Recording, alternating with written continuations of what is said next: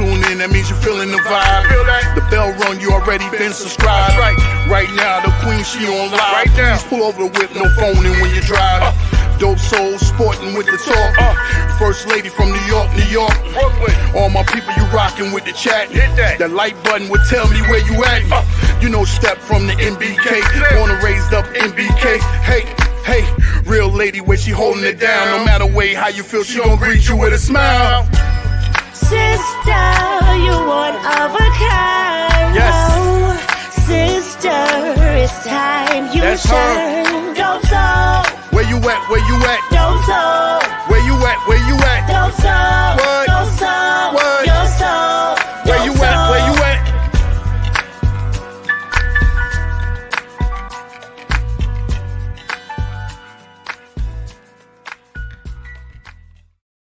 Salute, Knick family. Welcome to the Just Knickin' It Weekly Show. I'm your host, Stephanie, a.k.a. Queen. And as always, we have a lot to talk about, especially tonight. The Knicks went into Boston and got some whip ass opened up on them Tuesday night. A lot of Knicks fans jumping off the bandwagon. I told you so. We not in Boston. Like, relax. It's one game out of 82 games. We play Boston again in February. Trust me, book it. The Knicks will be a different team by then. But as I said in the game recap, it's one thing to give effort, hit your rotations, and still lose. It's another thing to get thoroughly whipped. And that's what happened to the Knicks on Tuesday. We'll talk about it. I'm not going to even say anymore. I'm just going to bring in the rest of the panel. We got Jerrell, Die Hard Giants live podcast, Tuesdays, 9 p.m. Be sure to check him out. We got Geoff, who leveled all the way up for this show. Appreciate you, Geoff. Oh, man. Then we got Ajay, who every week has to make an appearance. Every week we in the back with Ajay. He come in. He's probably going to be a little late. Oh, he just texted me. He said he's going to be. He always have to make an appearance. They're going to have to change his name to Glamour Man or something like that. Or something like that. What's up, fellas? Jerrell, Ajay, Geoff, the resident panelist, Dope Soul Sports Talk, rocking with me every week. How we feeling? How we feeling? Salute everybody. Shout out to the chat. You know, Steph, is always, I'm happy to be here. Thank you for having me. I'm just I keep smiling because of Geoff. The level up is crazy, man. You look nice, man. I like that. Yeah, shout out to Geoff, and of course, shout out to you, Queen Jerrell, in the chat. But Geoff, my man, I'm gonna have to step up my game over here. Hold on, Andrew. I think you need to speak last because you the only one without the back. No, Jerrell, I know, but I had to butt in, man. I had to come in and say, what's going on with Geoff? What happened? You have Andrew feeling bad. I had my IT department do an upgrade. My son helped me out. Nice. That's how we get better, Queen. I got a promotion a couple of weeks ago. You know, I managed the chat. No, that's now Geoff stepped up his game. That's how we're supposed to do it. That's what's up, man. Love it. That's definitely what's up. I don't know. Next week, Ajay might come on. Hey, man. I don't know, man. I don't know. You talk about glamour, man. I got to think of something crazy next week, man. Hey, don't just have no chandelier in the back of that corner either. You got to actually step your game up too. Don't just have that. Right. Don't just paint the back wall a different color. Right. No. Just put one picture up there. Nah. You can go to Home Depot and get a new accent wall. Oh man. Yeah, it's good to be here, man. Salute to the chat too. Salute to everybody in the chat. Yes. Amen. Oh God. I came on the panel in the backstage. I saw Geoff. I said, whoa, Right. what's going on here? I almost clicked off, Steph. I was, am I in is the right link? She sent me the right link. Not just the mic, but the background and the jersey. Okay, now. Awesome. That's what's up. Oh boy. So let's give Geoff some shout out to the Quiet Money. He said, salute. I see you play for you. QM, what up? What up? Oh, man. Jazzy Jeff, let me find out. Hey, man, the way that we got blown out, man, we should be doing nothing but laughing this whole entire show. We got to have some fun tonight. The only thing keep us from crying, Jerrell. Right? Because the game was not fun. No. The game was not fun. It was rough. It was rough. So let's get into it. Jerrell, Geoff, AJ. Let's talk about let's just start with just your initial feelings during the game and how you feeling now. During the game, it was a whole bunch of cursing. After the game, though, I mean, during the game, I felt good maybe because we was making shots too, but they was just making shots that, didn't make sense. Even when the defense was good, I mean, we were obviously going to talk about our defense. Our defense was obviously bad, but even when we did play good defense, it didn't matter. Like Jason Tatum was just shooting over people. Yeah. All those jumpers weren't open. Like we actually played good defense on a lot of those, which actually contested jump shots. Made 29 of them. So they almost tried to break the record on us and kept missing in the fourth quarter, but they almost broke an NBA record on us. I don't think anybody would have beat Boston that night. There's no excuses though. We obviously got to play better. After the game, I'm going to stay consistent, and I'm not trying to, freak out. That's why I keep on screaming 20 games. Like we got 20 games for me personally to see where this team is at. Like we already know the offense would be there. We already said that we would be one of the best offensive teams in the league, especially since Cat is here. But I actually think, our defense is definitely going to get better because it has to. It can't get any worse. Nope. Yeah. Hopefully not. Geoff? Yeah, it was tough. It's hard to watch, just hard to watch. I kept thinking, well, are they going to miss? Like, I thought, okay, well, I've never seen a team shoot 53% in the first half and be down by 20 points. I was like, what in the world? And then I went back afterwards, after the game, and I wrote, I didn't even want to write a recap on it. I'm telling you, I was so sad. Losing, getting blown out is bad enough. Getting blown out by Boston just stings twice as much for me. Like, I just hate the Celtics so much that it's tough. But then I started to look at it, and all 5 of their starters shot at least 5 threes and shot over 50% from 3. Like the starting 5 was 26 of 41 from 3. And so you ask yourself, is that, all bad defense, or is it just an anomaly? It was the juice of the night. It was the championship ring ceremony. Everybody had it going. Everybody was playing over their heads. Everybody was on that high, and they just caught that. Or is it something that's systemically wrong with the Knicks and their system? And I think it's the first option and not the second. I don't see anything that says that the Knicks defense is systemically broken from that one game. And we'll find out a little bit more because we face a similar team in Indiana tomorrow night. So if we struggle again, I'll start to get a little bit more concerned. But it's a long season, and sometimes you're the boot and sometimes you're the butt. It's just how it is. Yeah, for sure. Let me just ask, and Ajay, you can address this with your point as well if you want to. How much, some of it, like you said, Geoff, was the emotion of, the ring ceremony, but it wasn't too much. With some teams, it's so much emotion that they don't have anything left for the game. That wasn't the case for them. But I also wonder how much of the motivation was, okay, you built your team to beat us. You made all of these changes so that you can match up with us. I wonder if there was also some motivation just to make sure they showed the Knicks that they're just not in their class just yet. Yeah, absolutely. I think that's true. Ajay? Go ahead, Ajay. I mean, I think most of us here, Queen, the last show we predicted, somewhere between 50 to 55 wins, something like that, right? Mm-hmm. Mm-hmm. Which means, 55 wins means 27 losses. That was just another one of them on any given night, and that could have been, I don't know, would we be worried if there was like game 20th, like Jerrell said, he give us 20 game. Let's say we played 19 good games and we come out and get bombed out like that. Would we be worried? No, it's just one game. All right. I'm not worried.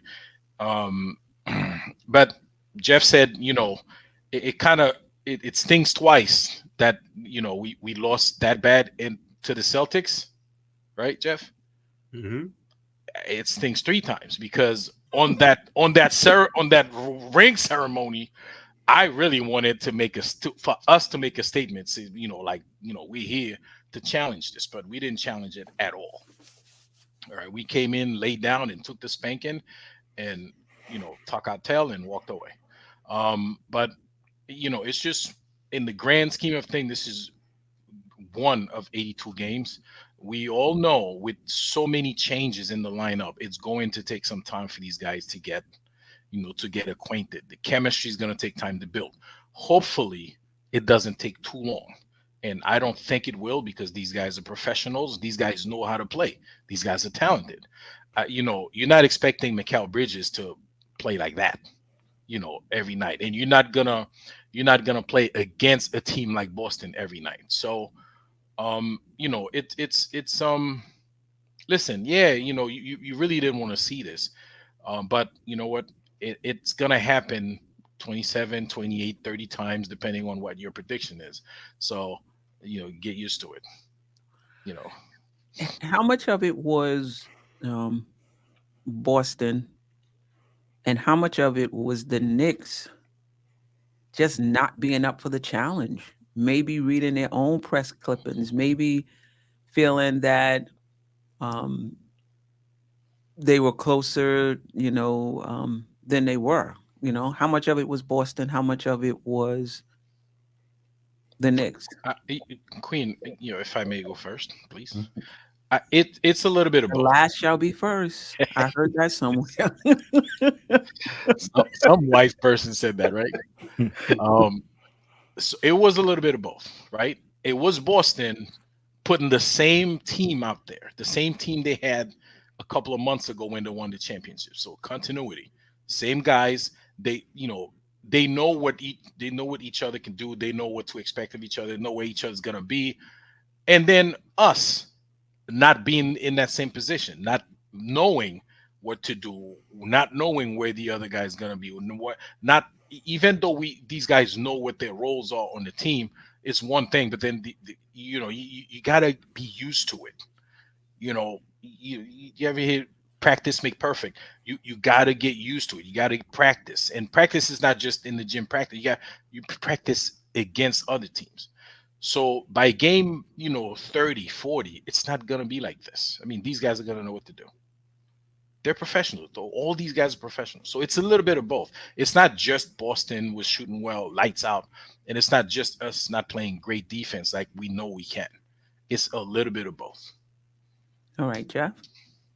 Well, I seem to recall last year, the first 3 times we played Boston felt a lot the same. I mean, it wasn't to the scale, but I just felt like they did similar things to us early on in the season last year.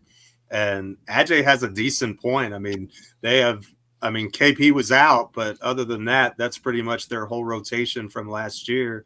We're working in 2 brand new starters, and so, I don't want to make excuses. We didn't play well, but I think it was just kind of the perfect storm, and everything that could go wrong did. And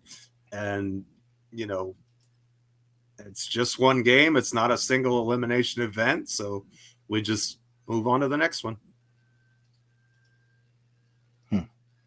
Well, Jerrell, how much of it do you think was just? No, I was going to just say. No, go ahead. Well, for me, I think it was a little bit of both, just like Ajay said, but I think it was mostly Boston, though.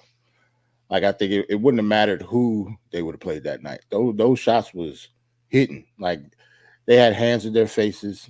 I mean, don't get me wrong. I'm not making excuses. Like, our defense definitely has to get better, but I don't think anybody would have beat Boston that night. It would have been tough sledding with them hitting shots like that. Like, you don't make 29 threes often. Like, it's close to an NBA record for a reason. So, yeah, I think it was mostly Boston, but maybe a little bit of us, feeling ourselves. But, the trade only happened, a month ago? You know what I'm saying? We're still a new team. Like, I don't think I don't even think the players in our locker room fully know exactly what this team is yet. They have to gel first. So I think it was mostly Boston, but maybe a little bit of us too. I mean, they hit 29 threes, but you don't think the Knicks had something to do with them hitting 29 threes? I mean, I get it. Some of those threes were contested, but I think that kind of happens though. Like when you allow a player, if you don't get into a player initially and you allow them to get off to a good start, at that point, it doesn't really matter what you do. You could contest a shot, you could do whatever. It's just not going to matter. I think yes, they shot well. They were highly motivated coming off the ring ceremony. Um, Paid attention to what the Knicks were doing. So I think that gave extra motivation. Knicks are in their division as well, extra motivation. But I don't think that defensive intensity was there from the beginning. I think the Knicks had something to do with them getting off to the start that they got off to, And listen, you could talk about offensive cohesion, but you also got to talk about defensive cohesion as well. You really do have to be on the string defensively. If you're not, one person can be doing what they need to be, but if those others aren't, it's just gonna fall apart. So we definitely need more defensive cohesion. We talked about Wingstop. We talked about Mikal Bridges and OG Anunoby and what they were going to be able to do. I didn't see on the defensive end. And again, I've been working all week. Maybe I'll watch the game again tomorrow. Maybe. I ain't gonna put myself through too much pain. If I do, it'll be just a first quarter or so. I didn't see a lot of pressure. I mean, listen, there were times when, like, I forgot who said it. Tatum was really guarded well, and he just rolls up and hit the shot. But Bridges and OG,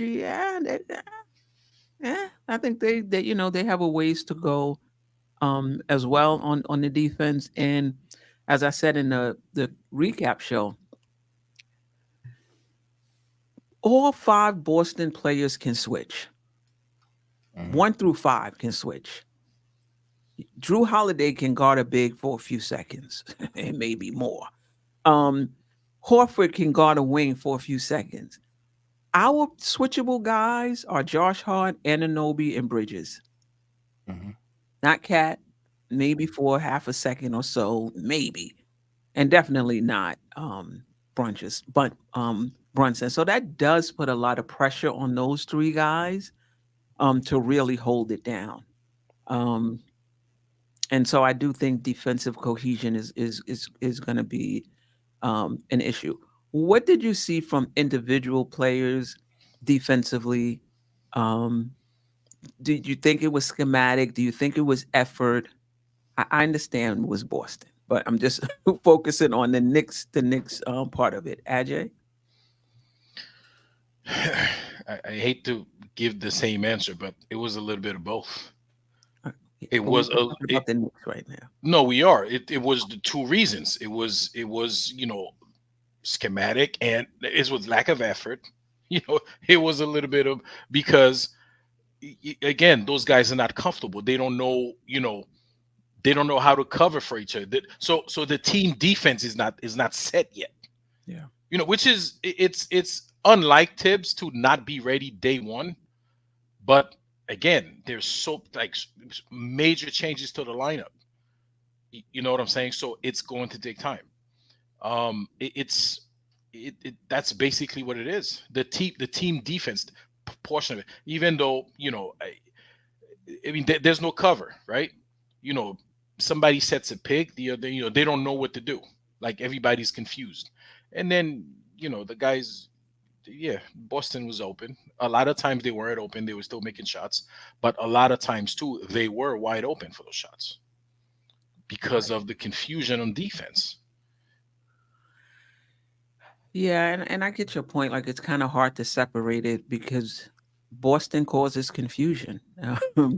Um, they're a team that if it's just a tiny drive into the key, a tiny like 2 steps toward the key, and you rotate, it's over. Yep. If you're in rotation, it's over because they move the ball really well, and they don't stop the ball so you can catch up on the rotation. As soon as somebody is open and got a clear look, they're going to take it. Jerrell, what did you see from OG Anunoby and Mikal Bridges? On defense primarily, or just game in general? Yeah, defense. On defense, I kind of agree with AJ when it comes to like a little bit of both when it came to the effort and schematically. It was a lot of guarding the paint, just like you said. As soon as somebody even try to go to the basket, at least a little bit, everybody collapses. What I see from them two specifically, I think we should stop calling them Wingstop. For one thing, For now, get rid of the nicknames. Let them earn their nicknames. They did play against 2 of the best wings in the world, but we got them on this team to at least try to not stop them, but at least try to make it manageable, and they didn't do their jobs that night. That's all. Yeah. Geoff, what did you see from those two? Actually, of all the players, I was most disappointed in those two, and on the defensive end. The very first play of the game, Bridges gets caught up on a screen, leads to a wide open 3. I mean, literally looked like he was hugging the guy. He just couldn't get around it. And Boston just punished us all night long. I mean, I think at one point they had 30 assists and 3 turnovers. Like, that's insane. Like, they just kill you.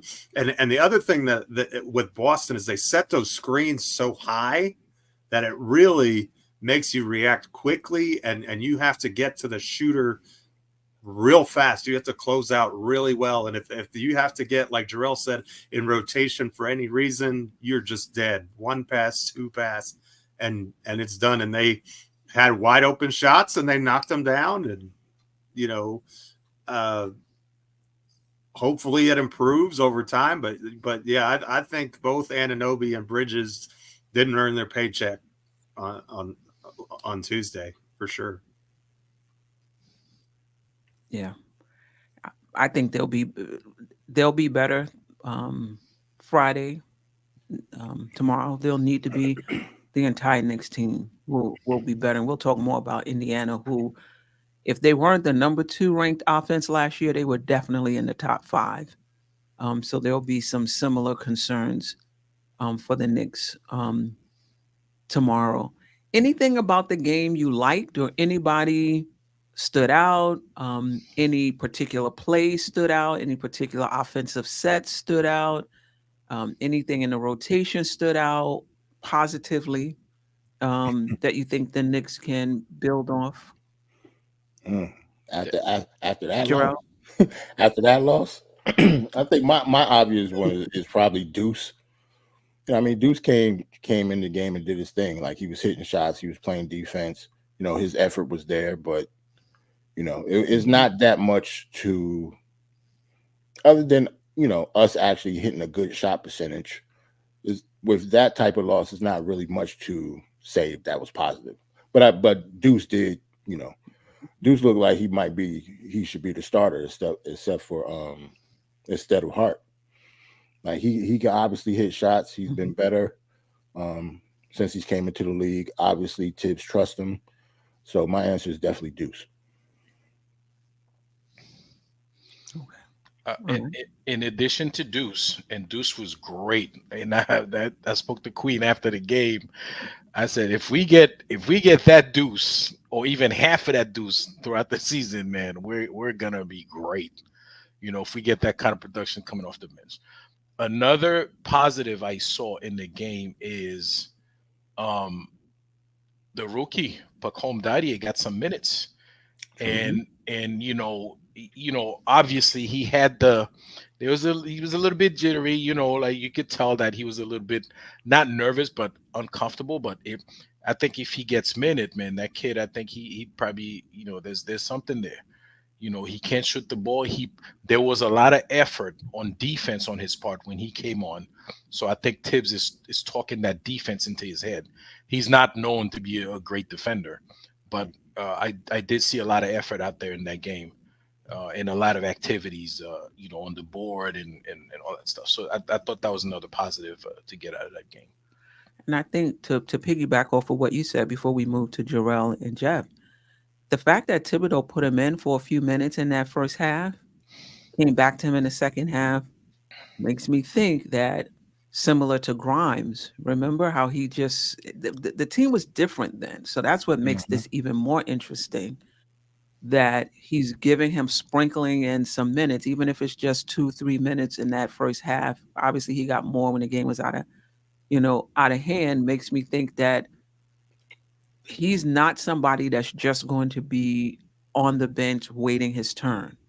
That Tibbs is perhaps trying to groom him and give him a few minutes here and there. So that means he's doing something in practice. Practice is big for Thibodeau. So he must be doing something in practice that Tibbs likes for him to get some first half minutes. Jeff, anything Couple things. I positive actually you think I actually liked the couple of possessions where Karl Anthony Towns went in the post because he had a smaller player on him, and he made a move, and he had a little hook shot in the lane. He did that a couple times when he had a smaller defender on him, and if teams are gonna do that and put a smaller defender, he's got to make them pay. So that kind of versatility in the lane I thought was really good. I think the Knicks had a 128 offensive rating when Josh Hart was on the court, which is pretty awesome. So I know his stats, like scoring stats, weren't there, but the offense really flowed well when he was in the game. He did a lot of things that are just winning basketball. And I thought the offense in general was pretty good. And I thought all three rookies were pretty good. I thought you saw a little bit out of each one of them. So those are the positives that I'd take away. I'll be right back, guys. I got to step away for just a second. Yeah, that's fine. Yeah, I thought the first time Cat got the ball with Drew Holiday on him and he took that fadeaway jumper, I was like, what the hell? What was that? But I think that was a brain fart, and I think he realized, and after that, I thought he made a concerted effort to back Drew Holiday down and get into the key and shoot over him. I thought the Knicks should have went to that a little more, and let Boston adjust. And if they don't adjust, then you just keep, shooting over them. But the recognition, seeing him in the post more than we did in the preseason, was encouraging. Like, okay, he's not just going to be a jump shooter. He's going to spend, some time in the post as well. So yeah, that was encouraging. And Mikal Bridges in the second half was encouraging. He was 0 for 5 in the first half, 0 for 4 from the 3-point line. And then the second half, he was 7 for 8. And he looked like himself. The 3-point shot, the mid-range shot, driving to the basket, So as bad as they played, I'm at least for me, I'm giving them grace, for them to find their footing. A lot of moving parts in that starting lineup. I think other than Brunson, none of them were in the starting lineup to begin the season last year. I don't believe. Hart ended the season in the starting lineup, OG came in December. Towns just came. Bridges is this is new. So I'm not trying to make excuses. Like I said, the ass whooping was too thorough. It didn't have to be that bad, even if you just coming together. But yeah, I saw some encouraging things from Bridges, some encouraging things from Towns, some encouraging things from McBride. And, McBride wasn't just hitting shots; he was hitting contested shots. And the defense was there as well. And listen, he's not going to shoot 80% for the season, obviously, Mhm. but the confidence is there, the stroke is there. So I'm encouraged by what I saw from McBride. Um, and we just have to get back at it Friday. Do you think Thibodeau is not? But do you think he should be looking at um, changes to the starting lineup, or do you feel like it's just way too soon? It's just one game.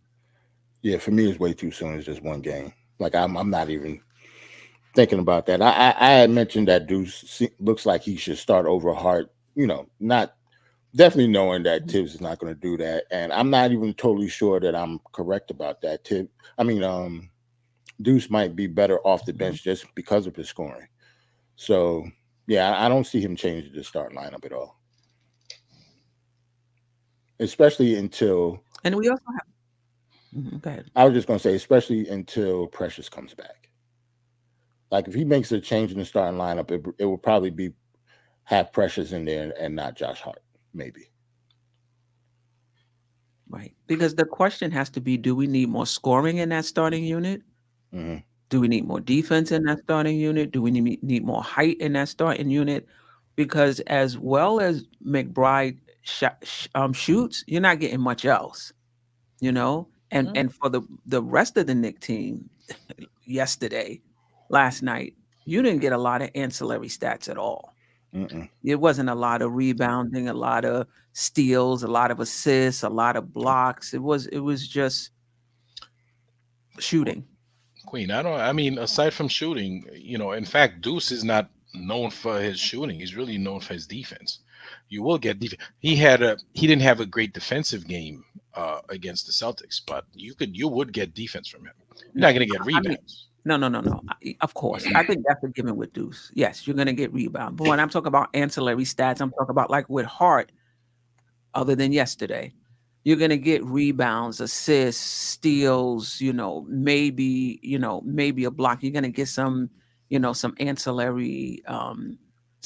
stats. So when we're talking about changing the starting lineup, what do we need? Do we need more scoring or shooting in that starting lineup? Do we need more defense? Do we need more connectors? Do we need more height? What do we need in the starting lineup when we say, oh, we need to change it up? Okay, change it up with who, but also change it up why? Is the question. So Geoff, I don't know if you were listening. We were asking, should he's not, but should Thibodeau look to change the starting lineup, or is it just way too soon after one game? It's way too soon. It's such a small sample size. You got to wait for more lineup data, and Jerrell has it pegged 20 games, maybe sooner if he sees something that's glaring. Like if he just if after 10 games we're like 2-8 and it's obvious that this combination is not working and you need to change something up, then yeah. But if he's going to make any changes, it's usually going to be after 20 games. You gotta have a larger sample size. I don't think and I actually thought Josh Hart was pretty good. So I didn't really think that Josh Hart being in the starting lineup was the reason that we lost the game. And frankly, Deuce looked great off the bench, and his scoring was critical off the bench. I thought that was, I don't know, it looked like it was the right role for him. Give him a lot of good looks at the basket, a lot of shots. He looked good with the second unit. He looked good with McCall in there. I think those two play off each other pretty well. And so, look, we've got two brand new starters to this team. We're going to have to give them a chance to figure it out. The other night wasn't pretty, but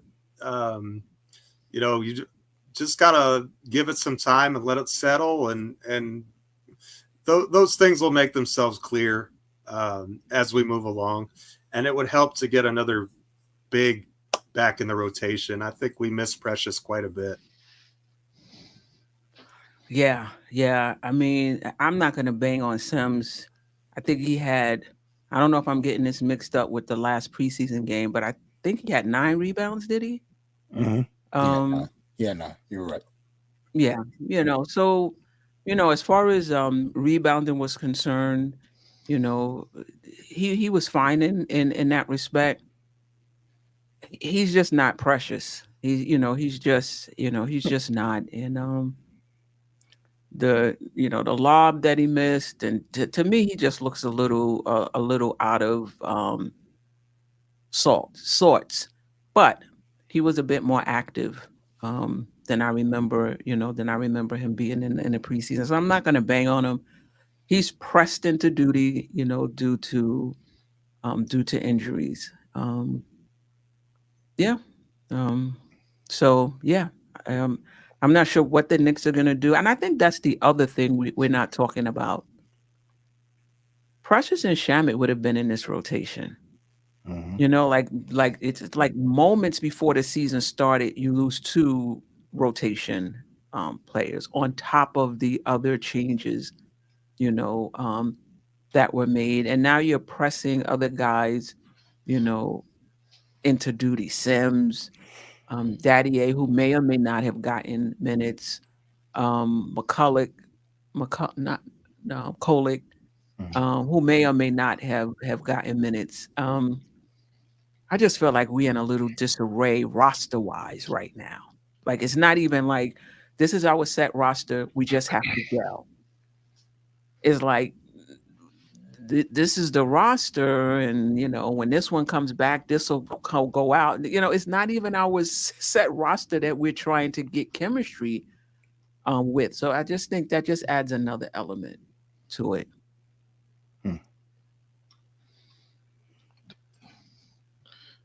Do I hear a whole lot of Precious?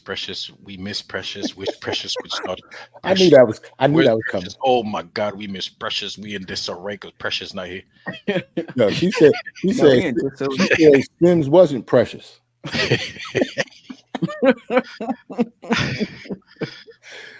Oh man, I'm starting to think this is Precious' team. All the other guys are just like supporting cast over here. Hey man, like all of a sudden he might be a starter when he come back. AJ needs some of that size in the starting lineup. Yeah, I mean,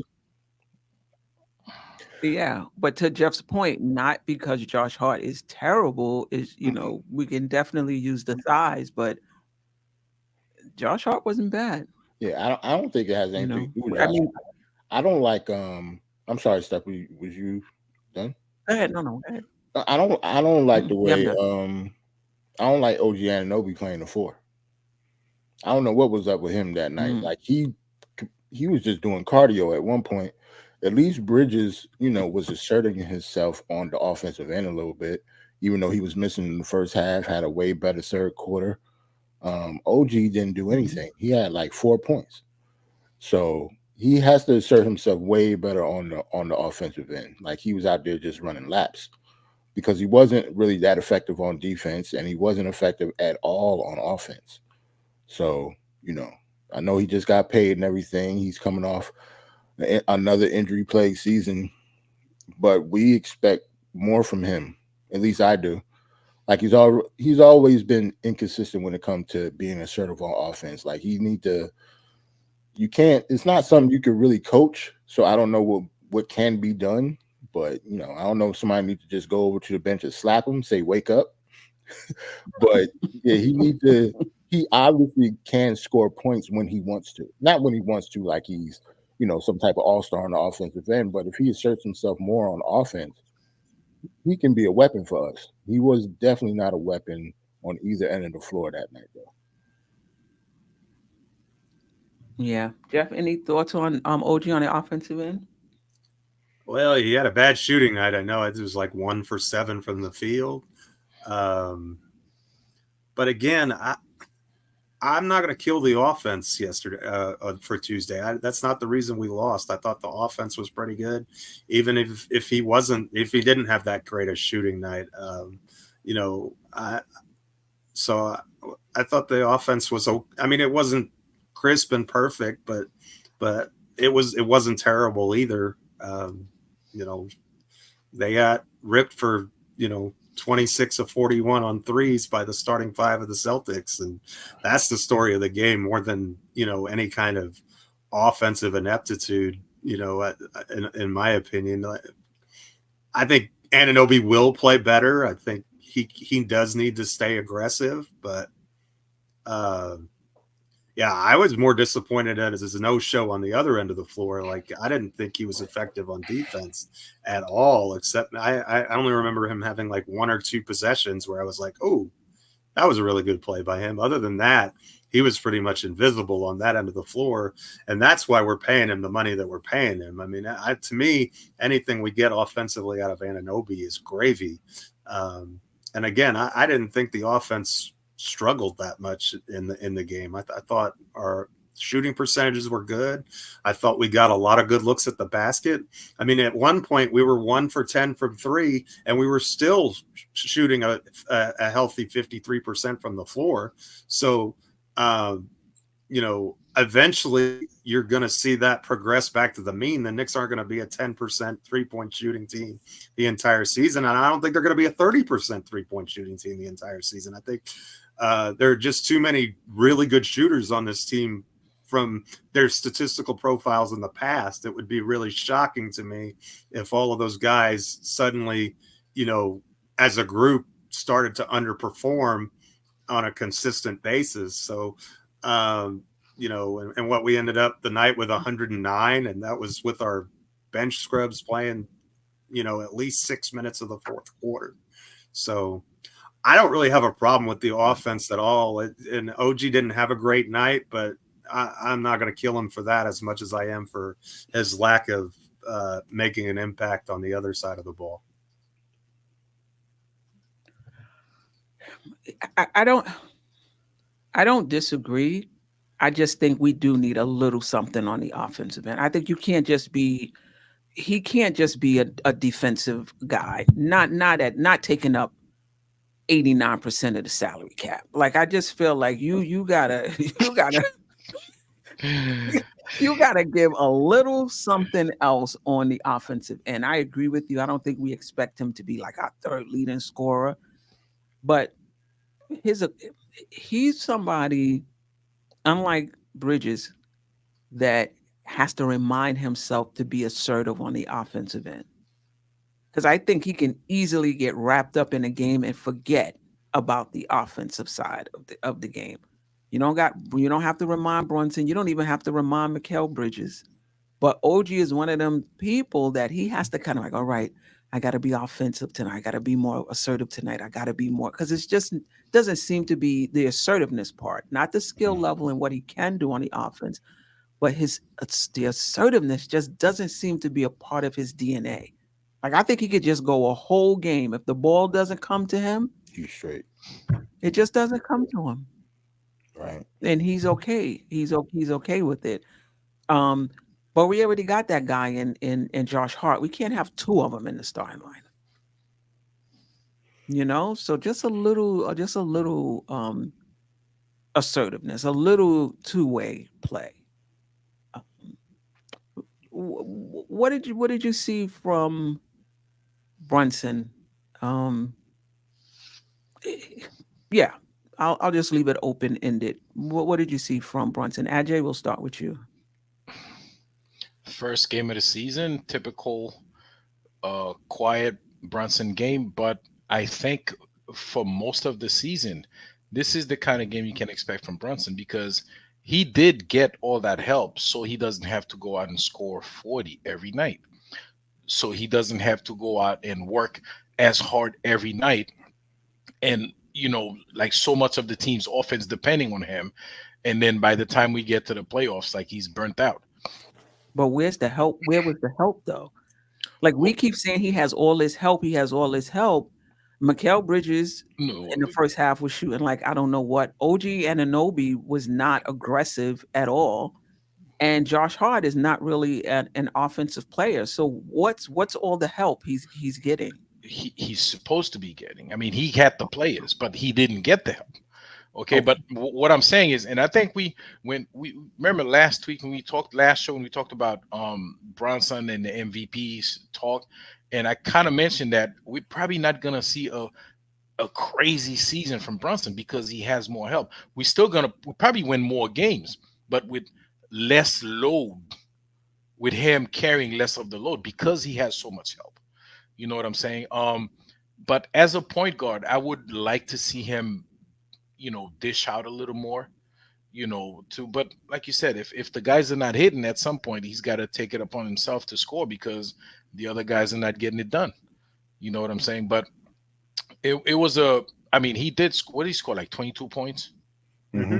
You which was good, in the 25 minutes. I don't think 28 minutes, yeah. 28. So, Okay. so 24. 24. Oh, okay. So which is great. You know what I'm saying? But you would like to see him what I mean, it's really not him. You'd like to see the other guys get more involved and be, more productive offensively. That way Brunson, obviously he's going to have a better game if his teammates are hitting. But it was a good game from him, and it didn't seem like he put a lot of effort into it to score that 22 points in 24 minutes. So, I thought there was some shots that he could have taken.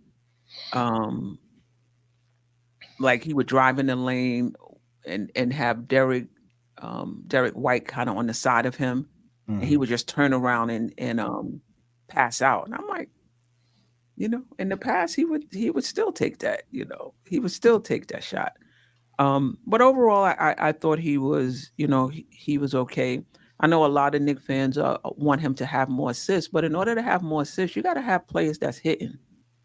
You got to have players that's making baskets. I think the better stat might be assist percentage, not assist percentage, passing percentage, and there's another stat similar to possible assists, but that's not the name of the category.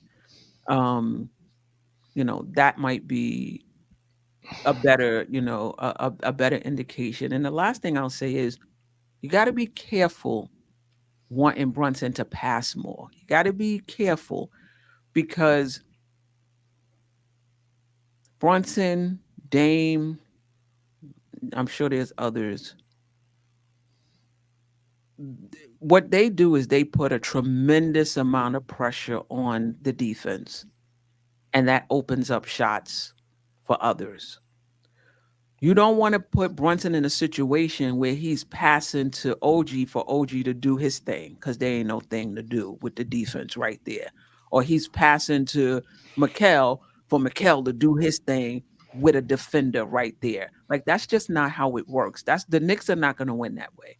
The Knicks are going to win with him putting tremendous pressure on the defense, causing rotations, causing double teams, causing hedges, getting them in rotation. So now he can pass and OG has a clear shot. Mm-hmm. And if someone rotates over, he can attack the closeout while the person is moving toward him. And the same thing with Bridges. Not just passing it to a guy to do their thing. They ain't got that type of thing, with a set defense. So I agree that he has to find the balance, but the balance can't be, oh, I got more help now, let me pass more. He has to remain aggressive. He has to remain the head of the snake. Otherwise, what you're basically doing is giving the defense a pass, because the defense is going to be super happy if Brunson is a passer. Woo, we can relax. Mikal Bridges ain't beating us by himself. OG Anunoby is not beating us by himself. Brunson is the one that's beating them. So there has to be this balance where he's still keeping pressure on that defense and spraying it out and making the defense pay for the double teams. Am I making sense? And he has to find that. He has to find that, he has to find that balance. I agree with you. I mean, you get. Anybody else with comments? Yeah. I was gonna say I agree with you. I don't know. It's kind of hard to fault Brunson. He didn't play his regular minutes like a lot of people talk about. Tibbs playing his starters whole bunch of minutes. Brunson only played 24 minutes last night. So did Cat, and so did Josh Hart. They all played the same amount of minutes, 24. So if he's almost making a point a minute, and then you have OG Anunoby, like you said, he was 1 for 7 at one point. He only scores 4 points in 34 minutes. Then yeah, like I agree. It has to be a balance. Like I don't expect him to have or average like 10 assists a game. He's a scoring point guard. No. To add to that, I Geoff, think the only troubling, I'm sorry, the only troubling number for me for Brunson is the 4 turnovers. The 4 turnovers I thought was too much, but other than that, like I thought, again, 22 points in 24 minutes is exactly. I think that's the sweet spot for what we want from Jalen from a scoring perspective. I don't worry about the assist numbers so much, but again, turning the ball over 4 times, he's got to do a better job protecting the ball, and that'll come. I think he's got his pocket picked a couple times, and one of those turnovers I thought he was fouled, and they didn't.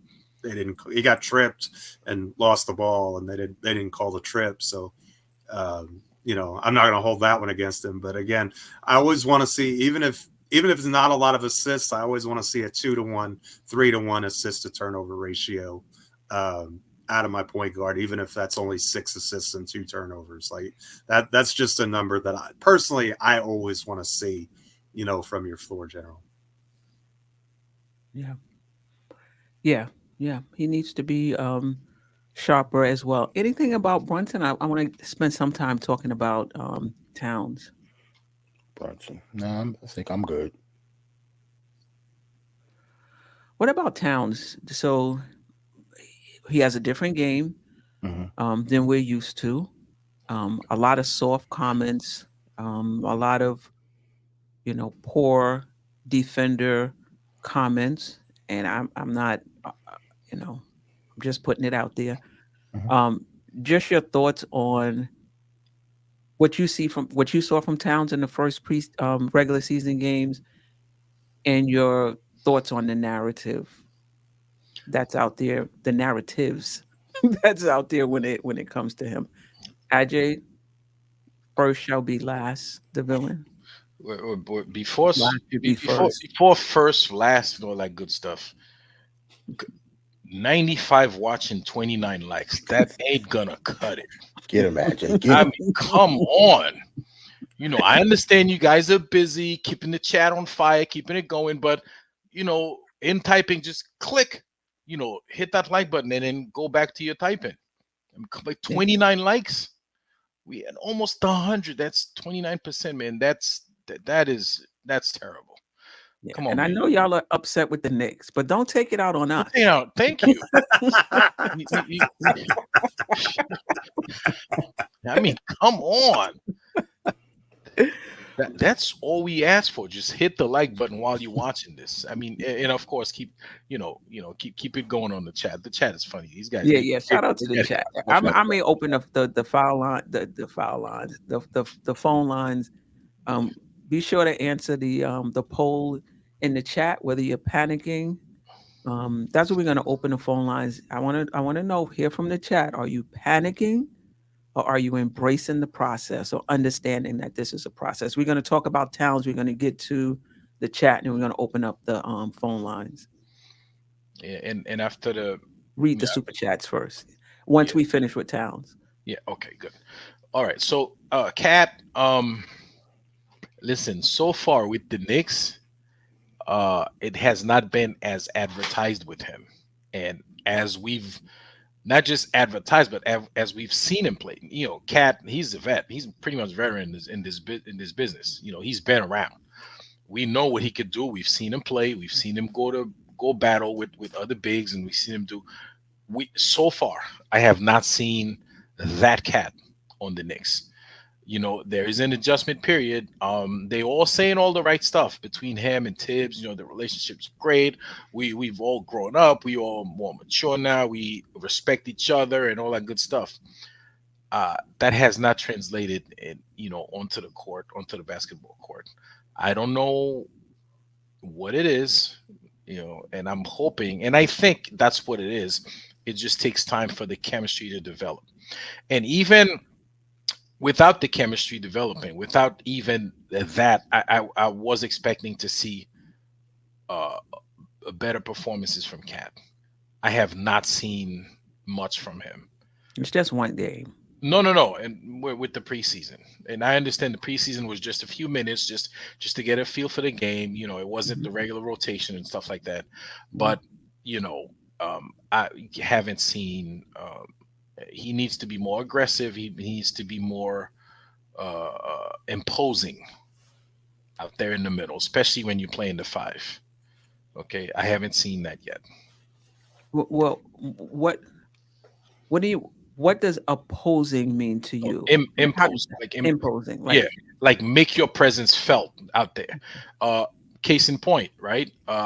For most of the game, he was being checked by Jrue Holiday. Right? I'm sorry. I know Drew's a good defender, but he's half your height. Okay. You're gonna have to find a way to steamroll him the first couple of times so they could stop putting him on you. So they, and then because they'd have to switch and put Luke Cornett and barbecue chicken at that point. All right. So I wanted him to be more aggressive, attack the defense, as opposed to, you can't let Jrue Holiday push you out, away from the basket. That game was a game where he should have been down low and eaten. Now, I definitely remember the first basket with Jrue on him, a turnaround jumper, a fadeaway jumper. After that, though, unless I'm misremembering, if that's a word, I thought he did go in the lane. I don't think the Knicks went to it enough, though, with Jrue on him. But what do you guys remember about that? He took a lot of long shots, long mid-range, long, and 3. What I'm saying is, with that lineup Boston had out there, he really should have been under the basket, constantly eating. There's nobody out there to put on him. If he's out there, he could, Al Horford, he could, that's not a massive challenge for Cat. Well, I'm not disagreeing with you. I said all preseason, I would like to see Cat down in the post more. But if you expect Cat to be a player that's gonna bang his guy down right up underneath the rack and dunk, that's not his game. That's not his post game. Now, he shouldn't be taking fadeaway jumpers, fading out the gym either. But that's not his game to post a guy right up underneath, the basket. But I agree with you. You do need to back him down some into the key and turn around and shoot over him. Right? And not a fadeaway as well. I would have to isolate those, and I might be actually able to pull up his shots and put it on a screen share. But you guys can tell us what you saw while I see if I could pull up his attempts. Back me up on this if this is what you saw too. I didn't see the Knicks run a lot of pick and roll with him. And I was kind of expecting that to be a bread and butter play for us. And I don't remember seeing it at all. And so that was really the disappointment for me, as I don't think we put him in his best situation to succeed. And I think that's a good way to get, I know Boston is real switchable, but still, I would like to have seen a lot of spamming the pick and roll with he and Brunson, because I just think that's a tough cover, because you've got the pick and pop option. You can have him roll to the basket. When he has the ball in his hands, he's got decent court vision to find other players if there's someone coming at him. I didn't see that. I was actually kind of stunned about that. That I didn't. And then maybe it's just my memory, but I don't remember us running very much pick and roll for him. And I think that's a colossal error. I think that needs to be a staple of the offense, and it needs to be something that we're running 5-6 times a quarter at least. If it was me, it would be more than that, Jeff. That was exactly what I was going to say. Like I think like the Knicks have a recognition problem. It's not just Cat. Like I don't know whose job it is to make that call, whether it's Brunson or Tibbs, but that pick and roll needs to happen. Like skill set wise, talent wise, Brunson and Cat can be one of the most deadliest pick and roll combinations in the league. I don't think they did it one time in that game. And we've seen them do it in preseason a few times, so I know they can do it. I don't know why it wasn't implemented at all in the game plan. I don't get it. Yeah. Me neither. So I have the let me see if I can do the screen share. So I have he only took 9 shots in the game. Mm-hmm. But that doesn't include free throws. Free throws also, they don't count those. I mean, there was an attempt for you to get fouled most of the time. Mm-hmm. But let's put up the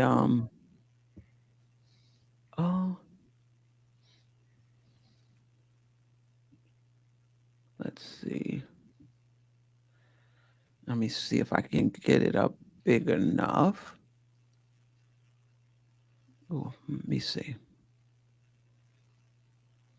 Oh.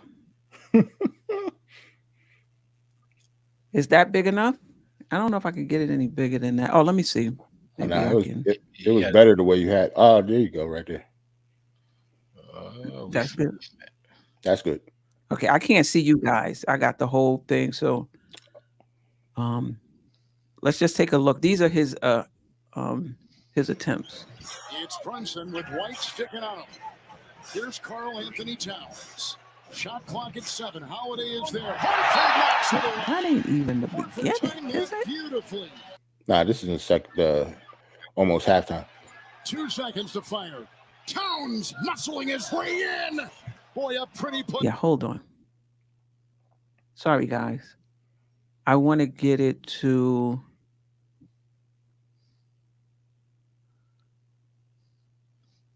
the beginning. Relax. Come on now. All right. So now let's start it from this will be all 9 of the shots.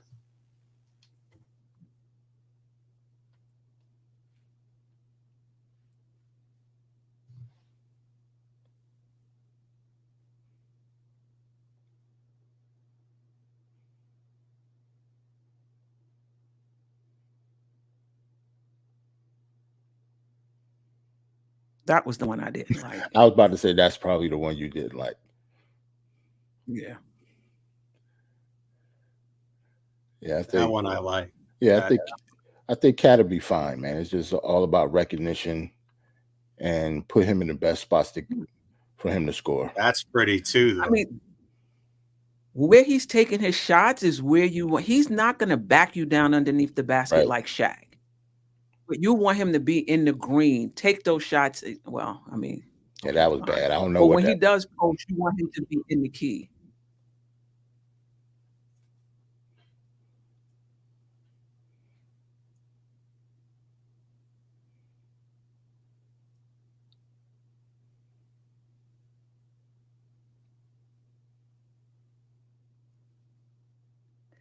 I mean, I'm not mad at these shots. Me either. These are all shots in the key. That was strong. Yes, I don't know what people are expecting, to be honest. He's not Shaq. He's not gonna like back you all the way down underneath the basket. That was a good shot too. Yep, he was aggressive. And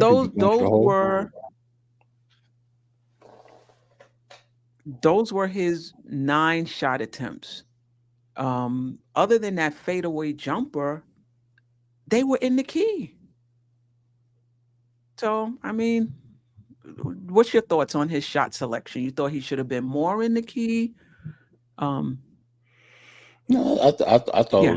I thought it was completely fine. Like I had mentioned before, that Cat only took 5 threes a game last year, so it's not like he can shoot it. He's a very efficient shooter, but he is not just a 3-point shooter. Like he's a 3-level scorer. Like he can score from anywhere. So I have no problem with his shot selection. He only played 24 minutes. He only took 9 shots. So I was completely fine with it. It actually looked worse during the game. now that you put all 9 shots back to back, it's like it wasn't so bad. It wasn't so bad at all. Because I noticed that. I noticed after that first turnaround, I said, "Come on, Cat. All right, we know you're not Shaq, but you can't be taking like pirouette jumpers with somebody small, you know." And I thought after that he got his shots in the key. That's where Cat is going to take his shots. I think when he's in the post, if he's taking shots in the key, we good. We we good. I think it's Anything just not else enough on shots. Cat? What about Say that again, Geoff. It's just That's not right. enough shots. He's got to have more than 9 attempts in 24 minutes. I mean, I think you're underutilizing him if that's all. You know, I mean, he's a 50, 40, 90 guy. Get him some shots. I mean, he should be shooting. He should have the most shots on the team. He and Brunson. Like, there's no way he should only have 9 shots in a game. And part of that is probably just not wanting to be like, but go ahead, dude. Put him up. Like, that's what you're here for. That's what, you're not a defensive savant. We need you to score the ball. Take shots. Yeah. And, he mixed it up. 3-pointers in the post. That's fine. Let's talk about Cat defensively. What did you see or did not see defensively? For me, I don't think anybody played well defensively, so he's not going to get, the effort was there and all that too. I think he didn't play well on defense. I don't know what he really could do though, since it was mostly all 3-pointers that they scored off. They shot 29 or made 29 3-pointers, so Cat wouldn't really be effective when it comes to that anyway. Guarding the paint wise, I don't know, like he didn't really do that either. I wouldn't call him like a rim protector. At least he wasn't on that night. So lackluster, just like everybody else. Yeah, I agree. He looks a step slow to me. I think that's just something we're going to have to live with. He's not fast. I am worried about getting out in transition when we play Indiana tomorrow. That is going to be something I'm going to be looking at. He's got to make a concerted effort to get back on that end of the floor. But I mean, the whole team was a dumpster fire. They took 60 threes, or 61 threes, some ridiculous number like that. So I mean, that's who shoots 61 threes, and that's an insane number of threes. I mean, and I know they were hunting them in the fourth quarter, but even if you take out those last 13 shots that they missed, that's still. I mean, we shot 30 and we shoot a bunch of them. And that would have been 45 or so. So that's 1.5 times what we shot. So, again, he's not completely to blame. He's not without blame. Defense is a team thing. So when the defense is, when you give up 132 points, everybody was terrible. I mean, I'm not going to sugarcoat it. Like, they were bad defensively and they need to clean it up. Yeah, for sure. You're right. He's not a rim protector. And, we were okay with that. Well, I was okay with that, given that we didn't think with our wing stoppers, they would be getting in the key a lot. It's a lot of pressure on those those two and Cat. I'm not Cat, Hart. Just Because if they're Swiss cheese defense on any night and guys are getting into the key, it's going to be a long night. It's going to be a lot. I'm not saying Cat can't block shots, but didn't he block a shot on that game? he might have. He might have. But all of that being said, I do remember Hartenstein's first few starts either. He didn't look great either. He started to look better as the season went on. But he also didn't carry the offensive load that Cat's gonna be carrying. All right, let's get to the anything else on Cat before we get to the super chats? I think Cat is going to take a while for him to get acclimated. Like, I don't think he wanted to leave Minnesota. I still think he's feeling that. Not that fans supposed to care because he is a professional athlete and you're supposed to go where they take you. Exactly. But, it is what it is. Like, there's no excuses for him. He got to play better. And he just has to stay focused. That's all. He get a pay cut. He's coming to play closer to home.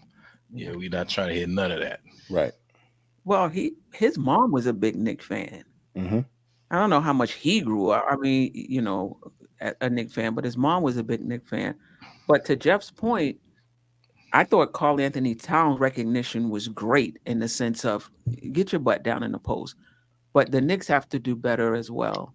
The two-man game, getting him more shots.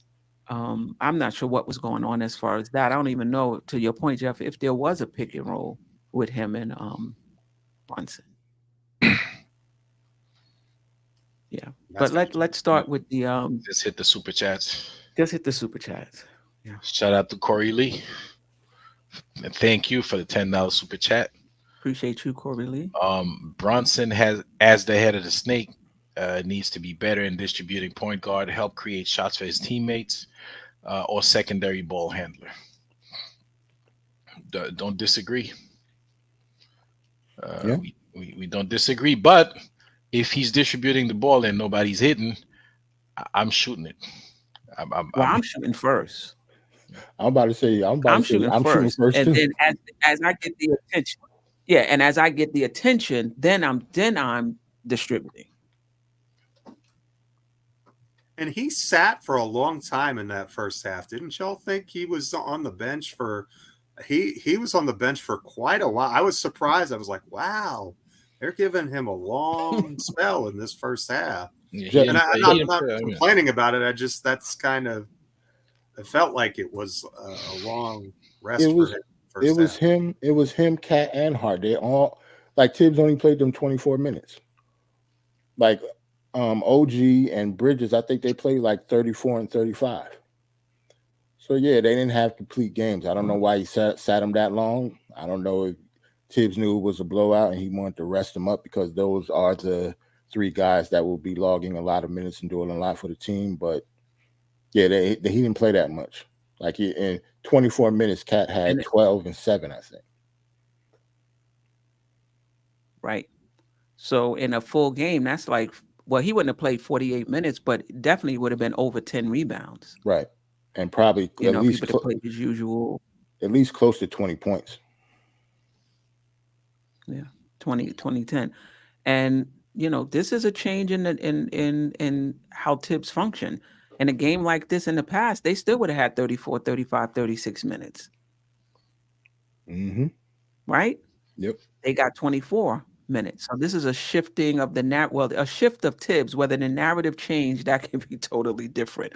But there's been a shift in how he approached at least this game, with them only getting 24 minutes. Right. Like, Deuce played more than Brunson that game.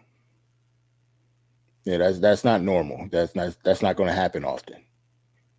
Maybe Tibbs is still in preseason mode. I don't know. That's Tibbs, man. Tibbs seemed like he in playoff mode every day of his life. I don't know about that, actually. We got another one from Corey Lee again. Thank you for the $5 super chat. Brunson only had, and that's to continue on the first one to reinforce what you're saying. Brunson only had 2 assists. That's not good. Hey, again, can't argue with that. But in order to have assists, somebody has to hit shots. Right. How many passes? That's what I'm saying. You can't just look at the assists. You got to look at how many passes were made and were those shots hit or not hit. It's a half-assed stat. Yeah, yeah. It It is. tells half the story. You know what I mean? And so you got to look at pass percentage on drives, and you got to look at, I think it's potential assists. If somebody knows what that stat is, let me know. I think it's potential assists. That's what we should look at. I don't even know why they count the assist, because it's not really the passer. You know, the passer Well, did his job. right. The shooter's got to make it. You know, we got another super chat from Make It Make Sense. Thank you, Salute. Make It Make Sense. Thank you for the super chat. Shout out to Make It Make Sense. Just give it some time for the team to gel. Totally agree. You know, chemistry, it doesn't happen in one day, and we've been saying that. You know, the last few shows since that trade, we've been saying, listen, it's gonna take some time. You know, we watched the preseason game. You're like, oh, these guys, they don't look comfortable out there yet. And I don't care how much you practice in the gym, in the empty gym, when you know it's not the same as, you can never simulate a basketball game like actually being in an NBA game. You can practice all you want. You gotta play. You got it's gotta be repetitive on the floor in actual game for you to get that comfort level, that chemistry. And keep in mind too that I was just going to say real quick, a big part of the Celtics team has been playing together for like 6 or 7 years.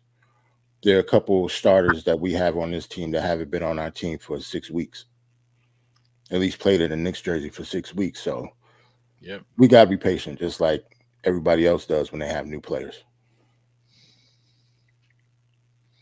right. I was gonna say let's also remember Cat came right before training camp started. Mhm.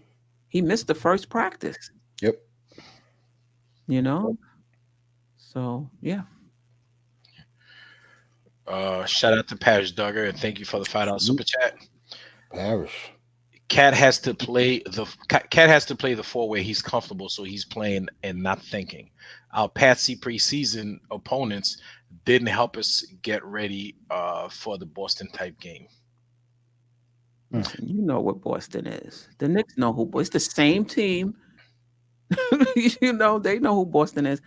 Listen, in order for Cat to play the 4, you got to have a center like Hartenstein at the 5.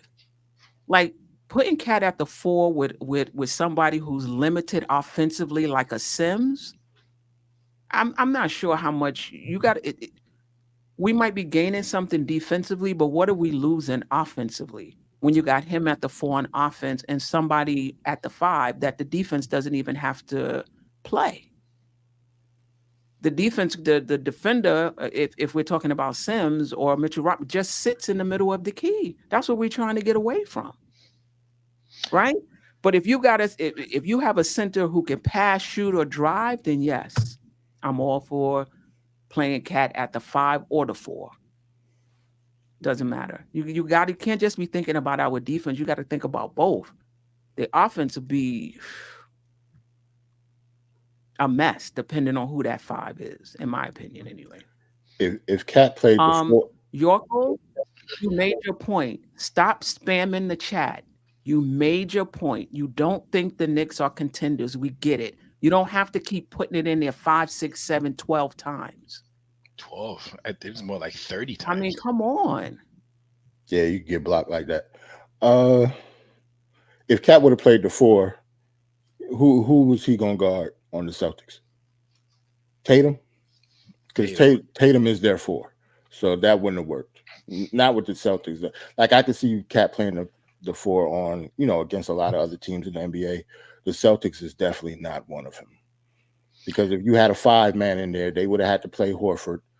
Who was going to play Jason Tatum then? Well, I have a question for you guys. Mm-hmm. So if and when Precious comes back, right? I know it's kind of positionless and blah, blah, blah. Would you have him, even though he's smaller, as the designated 5 and Cat as the 4 designated 4? Even though you just call him front court. Yeah. But Would Yeah, that be? I think they'd just be the front court. It wouldn't matter at that point. It wouldn't matter. And then what? Precious would have had to I mean, play Tatum. let's ask this for those who don't want Towns at the 5. We're talking defense now. Mhm. You think he's better in space? Nope. You think he's better guarding in space than he is guarding underneath the basket? I don't think so. So you put him at the 4. To your point, the 4s that's in the league right now are stretch 4s. You want him guarding out in space on the perimeter? I don't think that makes him a better defender.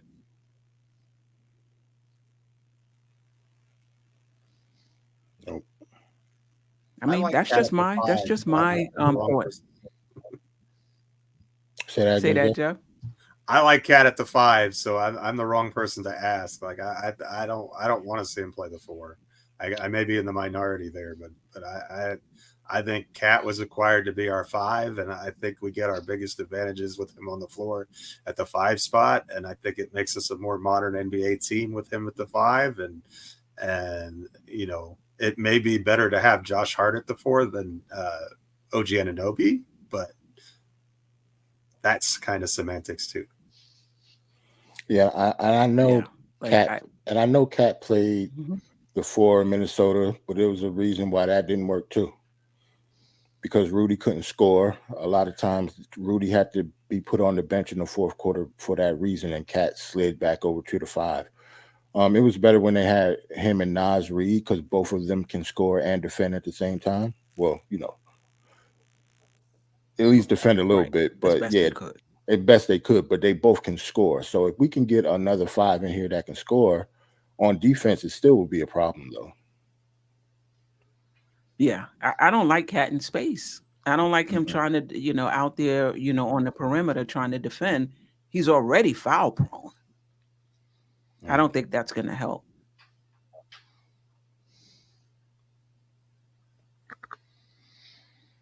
Yeah. Sure. Go ahead. I mean, there's a few more. I'll run through them real quick. Shout out to A Train. It's Just a been few. We're going to start doing just 99-cent super chats. yeah. Right?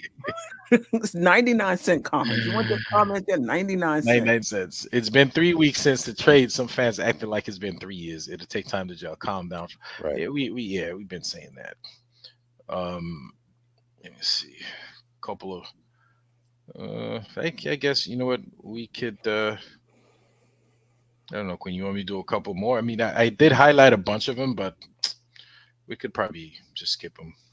Yeah. Let's open up the phone line because our next segment is going to be, are we panicking, or do we finally realize that this is going to be a process, or maybe you already knew this was going to be a process?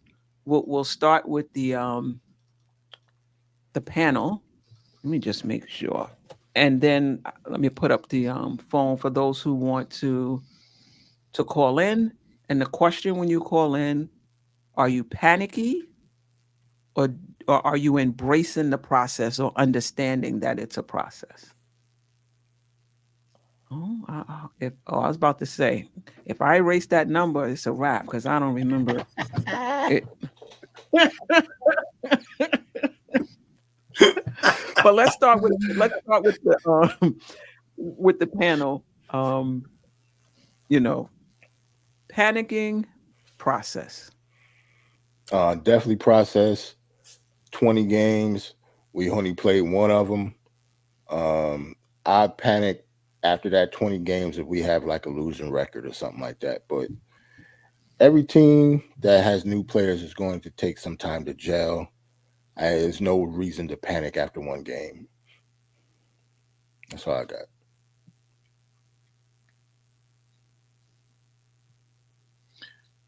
Not panicking at all. I do think 20 games is a lot though to wait to get this thing to gel, because if 20 game you're underwater, it's not looking good for the season. But I don't think it's gonna take 20 games. I think within the first, probably by game 7, we'll be like, okay, this is what's been cooking. You know, we have better players. You know, we have a better team. My only problem with this team is you know, I think I mentioned that quite a few times, is Josh Hart at the 3. I think that's the weak link in the starting lineup. But you know, but that's not enough to stop this team from having a winning records, at least after the first 10 games. I'm not going all the way to 20, Jerrell, because 20 game we still trying to figure out. To me, that's a problem. You know, the coaching staffs had to do better than that. Do you remember what our record was last year after 20 games? No. Let's just say you wouldn't have said that. Whoever called, can call back. I got it connected. No, well, we got a call. Okay. Let's see if it goes through. Call from Simon. Hello, to call. accept, press 1. Oh. To send a voicemail, press 2. Hello, caller. You on the air? What's your name and where you're from? Simon from Brooklyn. Can we hear him? Yeah. Simon from Brooklyn. He said. Simon Okay. from Hello. We can hear you. Go ahead. Can you hear us? Yeah.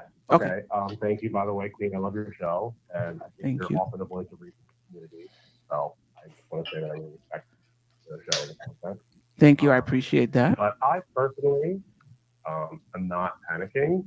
I just feel like we have urgent lessons to learn, and we need to learn them and make adaptations like quickly.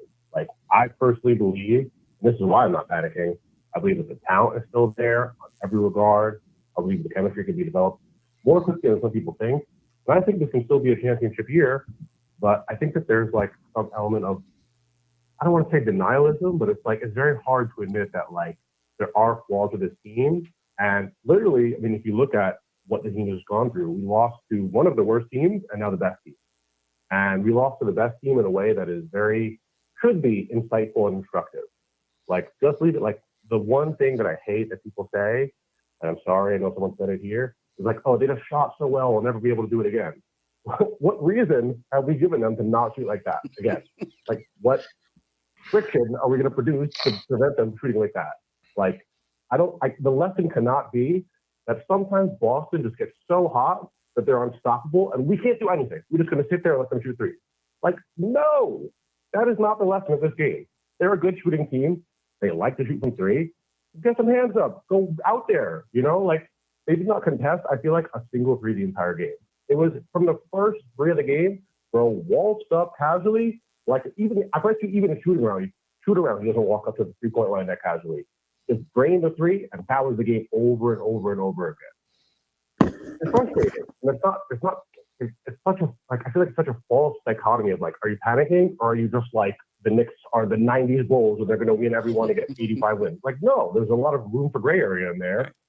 But I think, like, for example, a lot of Knicks are still very much like the team has to be in the mold of, you know, the 94, the Ewing Knicks that got very close. Mm-hmm. And like, Cat is never going to be 1994 Patrick Ewing. No. He will never be that. Just because he's a tall dude and he's 7'1", he's like a star center. He's not going to be Ewing. He's not going to be hanging out in the paint, blocking. He can be a better defender. He should be a better defender. Right. But he's a dude, like, his comfort is shooting from 3, you know? And it's helpful to have a big dude that's, as everyone can see in every part of the league that's becoming a thing, it's helpful to have a big-ass dude that can shoot threes and drain them at a high level. But is he going to be, you know, banging with dudes like that every night? No. I think if that's the type of presence that you want and someone to anchor the defense, that's more like a Huck 40. And I feel like a lot of people are like, there's this attitude of you can never play the rookies. There's no chance. There's no opportunity. There's no way. And I'm like, why not? We have injuries, first of all. We don't have any other options. And these rookies, if you look last night, they were the only positive people in the Knicks. And people could say it's limited minutes. Facundo Dadier had 13 minutes against the Celtics. I don't know if you've got the news, but that's a pretty damn good NBA team. And he was the most plus on the team. So it's not to say he had a superstar performance, but if you also look how he got put into the game, he was thrown right into the fire against literally the best team in the NBA, down 30 points, and he still got off a few shots and he blocked a few. Like, I don't know what more you can ask from him, but it's like, but you know, there's a saying, and it's a bad saying, but I feel like it fits in this context. You go to war with the army that you have, not the army that you want. Like, we have certain needs and certain skill sets that need to be met. We have certain elements of the chemistry that's not working out. we see clearly that these rookies, like nobody can tell me that Tyler Kolek is not, and I'm forget good passer, amazing passer, outstanding. Like some of the stuff this kid does is freakish with the ball. You can see how he passes it. Like that kid, even if he's a bit of a defensive liability, bro, that kid could add to an NBA team for sure. Let me ask you this question. Are you saying that young players can give you positive minutes throughout a season? Or are you saying that you're willing to have young players in the rotation and still have a shot at winning a championship? The latter. And there are a lot of historical examples of that. It's not every single, it's not the typical case, but I think like one thing that I personally believe is if you're trying to win a championship, you are trying to be an outlier. You're trying to do something that is different from other teams. You know what I'm saying? And that's going to require a little bit of out of the box thinking and different ways of doing things. You know, it doesn't mean you completely eschew all the normal rules of basketball, but you have to do things a little differently sometimes. I think right now we have, like I said, Landry Shamet out, Crush is out. I also did want to point out I'm a big Crush Sachua believer. I think he's undervalued on the team. And I think by the time he gets off the hamstring injury, a lot of people are going to be like, damn, bro, why we wait so long to re-sign him? You know, because like I would say he's straight up the best perimeter defender on the Knicks. He is like straight up the best three-point defender on the Knicks. I think that's a fair statement. Like Mitchell Robinson is more of like a down in the paint defensive presence, you know, but three-point line, he's not so strong, you know. But I think like, you know, like people say it was a joke when Josh Hart said, I'm not comfortable in the starting lineup, like, because he's a funny guy. Everything he's saying is a joke. Like, the dude could be serious sometimes, you know? And like, I feel like there's this attitude of like, oh, if he's not in the starting five, that means you're saying he's worse than the person you put in there. Like, no, it's just like a chemistry thing. It could just be even like a rhythm thing, which I think could be part of it. I feel like some people are just more comfortable coming off the bench, and that fits their way of playing. Like even Josh Hart, like I don't feel like he likes the spotlight. I don't think he wants to be, this is getting a little whatever, another thing, but like there were so many times where he was wide open against the Celtics. He's not that bad of a three-point shooter where he should never take a shot. And he would just not even try and just like try to drive to the paint and it would end up in a turnover or something. And it's like, I feel like if you are Josh Hart and you're in that starting lineup, like Cat is like a crazy 40% shooter. Brunson's 40%, like very, very elite. Everyone around you is just better three-point shooter than you. So why would you as Josh Hart be the one? Even if you're wide open, and it's probably a good thing that he would at least attempt it sometimes, there's a certain logic of like, well, you know, I'm just not as good at three-point shooting as these guys, you know? And I think some of that could be a confidence thing, but as it stands right now, like some of the numbers can be good, but it's like, I just feel like he, first of all, could add more to the bench and like you could redistribute the power level of the team a little more efficiently, you know? And I feel like, imagine like, let's say Josh Hart, Campaign, Deuce, or I guess we could do some starting, but like Tyler Kolek and Ford, you start to have some very like doggish, tough lineup, you know, come off the bench that really could add a lot to the team.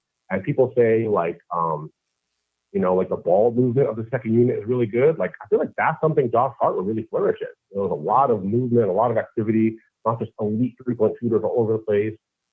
I don't know. I just feel like that, like, I hate this thing of like panicking. I feel like we just have to learn these lessons and learn them quickly if we want to have a season. Like, that's where I'm coming from. Like, I'm worried that we're going to go into the gym tomorrow and the Pacers are going to, like, the last time we played the Pacers was game 7 of the playoffs, and it was not a good game. Like, we all know that. You know, I'm not trying to see that. I don't want to see any more blowouts. Like, I just don't want to see it. Like, if it's the same thing tomorrow, like Josh Hart starts, we're sitting there in the paint, waving at them as they shoot three-pointers, bro. Like, that's not good. And it shouldn't take us 20 games to learn that that's not the way to win basketball. Like, Steph Curry was not drafted yesterday. Every person in the NBA, even the freaking referees probably can shoot three-pointers at this point. You know, like everyone can shoot a three-pointer. Every single person. I'm damn sure Tibbs is going to learn to shoot three-pointers soon too. Like, we need to have some kind of answer for it. It can't just be like, you know what I'm saying? Like, we're just sitting there in the paint, packing the paint. Like the 90s, like the toughness, yes, I get, but Hat is not going to be Ewing, and they're not going to sit there in the paint the entire game and, oh, you block the shot, you turn it over, you get a crate. Like, it's just, it's kind of a Thumbo style playing. Like, we're fascinated by that, riveted by it. We still have that toughness, but you also have to, like, you know, embrace some of the modernity of the game, which is hard. And I feel like it's tough for Knicks fans to, like, I feel like they're like giving up on their identity or whatever, but there's a thing where they say it's like you have to do whatever it takes to win, and sometimes it's change. Sometimes it's going against what you believe to be the rules of the game, or you can't do this, you can't do that. Bro, do what it takes to win. If you see that someone like, it could even just be like, certain players on one-on-one just don't have a good matchup. Like, just see if maybe like, I don't know how Cordy would do against like a Jason Tatum. Maybe he'll get blown by, but maybe he'll block him. I personally would like to see like a Cordy on Siakam maybe tomorrow. I'm curious how he would do, or even like a Miles Turner. I hope someone on the Knicks can stop CJ McConnell out of all these new people we've added. Like, someone can slow that white boy down. So he is cooking us. We had no answer for him. But I just feel like it's not panicking. It's like, we got to be real. We have, it's like there's a saying I've heard, some people would rather let the boat sink than admit it has a hole. We have holes here. This has to be fixed. That has to be fixed. We fix them, or, it's like you learn from the failures, or you're doomed to repeat them. And I'm not trying to see that, bro. I want to see the Knicks win a championship, but I feel like some Knicks fans is like, there's someone in the nostalgia. It's like, they forgot even what winning is. What is winning? Who cares? It's just play this way, and that's more important than even winning. And right. Like, it's like they're not even used to like, okay, well, they're so good we can't even stop them. No, win it. Right. Like, it's not what this is loser team, like, we actually have answers to this stuff, Right. Sorry, I'm rambling a lot, but I'm tight, bro. I'm tight, and I want the team to win, and I think we can. We will. It's going to take some time, but we will. I appreciate the call. Be sure to call back. We're going to open up the phone lines more often. My bad. And I really appreciate the show, particularly Queen. I feel like he's voice of reason. And I'm trying to see this team do well, and I think we can. So I agree with you. All right. Talk to you soon. out. All right. Bye-bye. Good call, bro. Great call. Great call. And Queen, let him know. A couple of people will try to call while he's on the phone. They could call now. Yeah. If you were trying to call, I can't put you in a room. So if somebody is on the phone, there's not much we can do. Feel free to call back. We don't have call waiting. Right. I mean, he brings up a good point, and I think my take has changed a little bit when it comes to the young players. Not a lot, a little. I think that over the course of a season, you're going to need everybody, right? So, sure, over the course of a season, you can get good minutes from Huck Porter. You can get good minutes from Kolick. You're going to get, you're going to get good minutes from those guys. But I still feel that if you really want to win a championship, it's best to have vets in those positions and use those guys when you need to, if you need to, but to not have to count on those guys in your rotation, because it's just the nature of young people to be inconsistent. Call from. Make it make sense. To accept, press 1. To send a voicemail, press. Hello, caller. You on the air? What's your name and where you're from? Make it make sense. Just make it make sense for South Carolina. All right, South Carolina in the house. How you feeling? Panicking? You understand it's a process? Where you at? I'm not panicking at all. I mean, when you play sports, a lot of times we fans, a lot of us have never played sports, but I don't care. Whenever you put a team together, especially like this, when you have one starter coming back, Julie from last year, you have 5 people that never played together. They can be as good as they want to be, but until they learn each other's tendencies, it's not going to work. I kind of lean with Jerrell because Tibbs seemed to get everything together after about 20 games. He figures out what he wants to do, kind of understands which way he wants to go. But if you just watched them yesterday, they didn't get beat because they wasn't talented enough. They just didn't know. They looked like they were lost. With Boston, they're not lost. The guys been playing together for years now. So you just got to go at it day by day, and you got to look at it like this is not going to happen overnight. If anybody expected it to happen overnight, it's just not going to happen that way. That's just not how professional sports, or really any sports, works. Right. I was checking out the Minnesota Timberwolves when they was talking inside there. I go inside their chat every once in a while. Tony got me doing that. I was inside there, and I'm listening to them. And it's weird. Like, when you listen to them, the stuff they're saying about Julius is how people are talking about Cat. Yep. They're mad that Julius is pounding the ball down low. Oh, he's holding it too much. He's down low. And we're saying, he's never down low. He's outside. So, you know, that just listening and reading that kind of really put me at ease. So I was like, okay, we swapped out two totally different players. And so what we were used to is not going to be the norm anymore. That's why I do agree with the last caller. It's not going to be the norm anymore because we changed what was normal. And anytime you're going through change, it's going to be uncomfortable at first. Right. You know what I mean? So you just got to understand that. And if you're gonna just bash them along the way, I just want you to keep that same energy after 20 games. Right. I don't want you talking about I knew it. I don't want you talking about look at Cat down. Because the one thing I know from watching them over the years, the kid can ball. There's no question about it. Right. Jalen can ball. OG knows what he's doing. Even if you watch, I look for good things sometimes in games. And what I noticed is at the end, when we got to like that third, fourth quarter, I don't know who was paying attention, but Mikal went back to that old shot. Mm. That's right. His release was quicker, everything. If you watch his consistency in that second half, he looked like old Mikal shooter. Yep. So maybe even he said, oh, enough of that. Let me at least help them out by just doing what I do. Because I noticed, I was like, well, you know, I'll take that because the original shot was just ugly. And I couldn't figure out why he changed it at all. But I understand people want to tweak things. But even in the second half, he changed up a little bit. I don't know, if you look at it, we just didn't take enough shots, period. Mm-hmm. Like, we just kind of laid back. We took 78 shots to their 96. Right. But if you really looked at it, I think they went out there like the old Knicks mentality. Oh, we're going to come out here. We're going to play some defense. It's going to be a knock them down, drag them out. But that's not what Boston do no more. Mm-hmm. You know, Boston don't really want to get into all of that with you. They just want to come out and just shoot you out the gym. Because I just watched them tonight against the Wizards. Same mentality, you know, and that's what they're going to do. So maybe those are the games where you focus on, look, OG, we know you like to shoot 7 to 10. You might have to shoot 10 to 15. Everybody going to have to shoot. Right. You know, you got to get them on their heels. Right. So I don't take the first game of the season as a major setback. Right. It's a learning curve. And they're going to learn. I mean, because when I seen the game, when I first seen who was playing, I said, wow, they're trying to set us up so they have something to talk about. You know, here we go. Got everybody in the league. Now, they let them play Indiana, who they played in the Eastern Conference Final. Right. It's got to be us. Right. So I was like, okay, I already see this coming.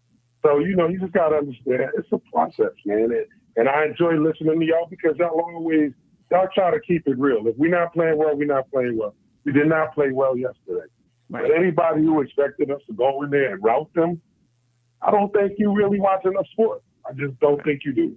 Right. And to say that we're not a championship caliber team, that's day one. Right. I mean, it's 81 more games to go. Right. I just want to get to the playoffs and understand where everybody's rolling. And I'm fine with that. Yeah. You know, appreciate the call. And that's all I really want to study out. But y'all stay up. I'm going to keep listening. Yeah, right, we appreciate it. What's your name again? I want to remember that. Make it make sense. I like that. I like that. Call, appreciate the call. Yeah, great job, man. Because I'll be getting out like everybody else. Good call. All right. Appreciate you.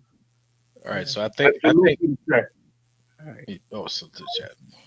I think Knicks 100 AGM is trying to call because he keeps saying we got to keep the calls down to 2 minutes. He must want to call. He must have something to say. So Knicks 100 GM, lines are open. Come on. He said no more than 4 minutes. At least there was 2 good calls though. People, you know, actually been watching games know what they're talking about, whether you agree with them or not. You know what I'm saying? Yeah. And they appreciate our even takes. Like we said, we not the pom podcast. You know, that's not gonna happen here. I mean, it's stuff getting blown out. Don't nobody like losing. Oh, we got another call. This is our last call. This is Knicks 100 at GM. Let's see. Call from Lord Scientist, Brooklyn. Okay. To accept. Salute, Lord Scientist, Brooklyn. Shout out. What you got for what's us? up, Queen? Salute. Good. Listen, I've been trying to call you. For months. listen, real quick before I get into our Knicks stuff, yo, I'm legally blind, okay? And I'm a single father with 3 beautiful children. I'm in Texas, you know what I mean? And I'm trying to hold down, you know, my duties with my children, and I can never text in the chat, like unless my 12-year-old helps me. And by the time I get her to do it, your show be over. So my point is, let's get to the Knicks stuff. Let me salute your panel, Geoff, the hottest DJ in the world, and my man RJ. All right, salute. Salute J Boogie, because I know he listening too. But yo, listen, dig this. Okay. Everybody need to pump their brakes. Okay? Like my man, the last caller, just said, we got 81 more games. There's some gelling that got to go on, some figuring out, you know what I'm saying? Granted, all of us who play basketball know and understand that. Before my sight was bad, of course, you know, I'm from Brooklyn. I used to play ball a little bit, you know, nothing major. I remember Steph Marbury and Skip Malou and all of them back in '89 before they blew. So understand that this is something that where chemistry makes a difference. Boston been doing what they've been doing together for 8 years. That's why they look so smooth and flawless. And they've been hearing all the hype that was happening over the offseason about how the Knicks is building a team for them and they're coming for them and all that. Right. So they wanted to set a stage to be like, oh, so you coming for us? You ain't ready for this. You know what I'm saying? To try to discourage them, whatever. I trust Tibbs. I know Tibbs. He has one of the most incredible basketball minds. He lives, breathes, and eats this. So pump y'all brakes, not y'all, but, you know, I'm talking about to the people in the chat and Knicks Nation. Pump y'all brakes. Give your team a chance to get their cohesiveness. You're not going to beat a team that's been doing this for over 5 years. You're not going to come in there and just bust their double ASS and expect that, you know, it's not like we got Michael Jordan and Scottie Pippen and all of them. You know what I mean? Like we have key components to achieve the goal. Just give it a little chance to marinate. Another thing, which is a question I want to ask you, because we can't go back, so, you know, since we're speculating, do you, or as the panel, believe that if the trade didn't happen and we kept the Ragu, DiVincenzo, and Randall, that blowout would have happened the same? Or do you believe that the game would have been more closer, possibly with us pulling out a victory? Because why? We had chemistry. So that got shifted with the addition of Mikal and and, you know, Towns, which I don't have no issues with Towns. You know, everybody talk about he's soft or whatever. I believe he's going to figure it out. I believe he has a chip on his shoulder, and it's coming. You know what I mean? But do y'all believe if we still had Randall and Devo, which we can't go back, that game would have been the way that it was? Who would have started at? So Randall probably would have started at 5, because remember, we wouldn't have had Precious. We wouldn't have had Robinson. So we would have started Sims and Randall at the 5 and 4. Nah, I think it would have been. Yeah. What I would have looked at, the way it would have started, it would have been Randall, potentially, like you said, at the 5, and then you would have had OG at the 4, Mikal at the 3, and instead of Josh Hart, it would have been DiVincenzo with and Brunson, JB. Yeah, and then now here go your bench. The dude we got from Philly, Campaign, Deuce, Josh, and that other dude, I forgot his name right now. But Sims. Pick whoever you want to put. Yeah, put Sims. Yeah, you know what I'm saying? Precious. Perhaps. I mean, listen, Randall ain't no juggernaut on the defensive end either. Yeah, but they would have to stop him on the offense. Yeah. He would have been going down there getting and one. You know what I'm saying? I think it would have been a little closer because of chemistry, like you said. Like I fully think that this teams need time to gel. If they were going to hit as many The only threes thing as they hit, God himself could have come down. I'm not sure he could have stopped them. Unless you would have turned the lights out or something. I mean, Oh boy. Yeah, I don't think they would have hit them threes like that because their game plan would have been different. Mm. good point. Good point. Okay. Okay. Never know. Never know. That's a good point. They would have had to make a game plan for Randall. Mhm. They would have listened. And then DiVincenzo, he already coming off the season. He coming off. You see how he acted in the preseason. So imagine now he going into Boston. He felt like he was one of the. Again, we got the Nova Knicks now. We got the four all together. It didn't get broken up.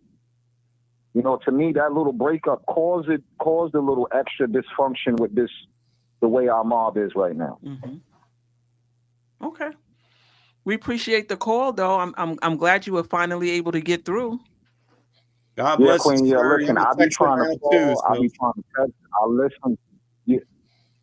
Yeah, I'm in Fort Worth. Listen, I'll be trying to call. I'll be trying to text. I'll be listening. Let's try to catch you as much as I can. Even if I don't catch you live, I catch you on the replay. You know what I'm saying? I love Ajay reading the chats and all of that. He remind me of my man from Still Knicks fan because he got a smooth voice too. Ron. Ron. Shout out to Ron. Yeah, Ron in the chat. Yeah, Salute to Ron. Ron. Yeah, I wish I could sound as cool as And, Ron. Yeah. And then I listen to Tony Crow. I listen to Sam. Of course, I listen to CP. I go back with CP on Knicks fan all the way back when he first started. Nice. So I support all of y'all. You know what I'm saying? I'll be trying to call when Jay Boogie call. And I'm an old head. Like I said, I'm born in 71. I went to IS 61, a.k.a. Lefferts. They used to call me the Michael Jackson of Brooklyn. Mm-hmm. Yeah, know that. Yeah, 71st Precinct. Yeah. PS 92 on Parkside Avenue. I'm I from went to Flatbush. PS 92 also. Uh-oh. St. Mark's or Yeah, I went to Albany. 92. Yeah. No. PS 92 on and- Parkside. Sorry, that's Parkside. I'm thinking Oh, 289. Parkside. Yeah, Queen. Yeah. Yeah, you think it's 289. Yeah. Yeah, so I'm old head. They used to call me the Michael Jackson of Brooklyn because I was one of the hottest dancers in Brooklyn back in the early 80s. There you go. Yeah, so anyway. But I you salute said, y'all, my man, I appreciate what y'all doing. my man, you said 71. You're not that old, man. We got 1928 up in here. Hey, I get you. Yeah. I get you. Yeah, that's great granddaddy. You know what I mean? Yeah. We appreciate you, though. But yeah, listen. Thanks for the call, man. Y'all keep talking because what y'all talk and say helps me because I can't read nothing. Like when you put up, when you put up the roster, yes, please just read the roster so I can hear it because otherwise I'm calling one of my kids. Yo, come here. What stuff got up here? What it say? And they trying to tell me the names and all that. You know what I mean? Definitely will do. So we'll do. You know what I mean? And I'll try to call again when I can. Salute. Hey, Geoff, listen. You be having static. You got a short in your headset. That's what that is. It ain't about you going in and out. It's that static in that headset. But you sound good tonight.